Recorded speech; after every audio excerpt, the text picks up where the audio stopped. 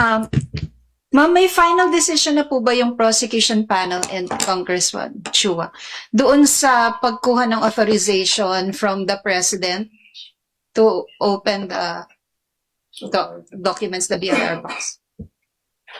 This is a matter of strategy na pag-uusapan pa ng public prosecutors at kami po sa private counsel for the prosecutors, pag-uusapan po natin if it is still necessary, no?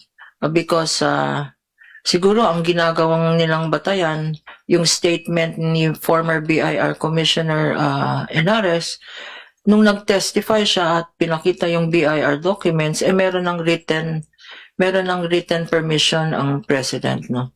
But it is just a matter of fulfilling a requirement if required by the impeachment court. Kung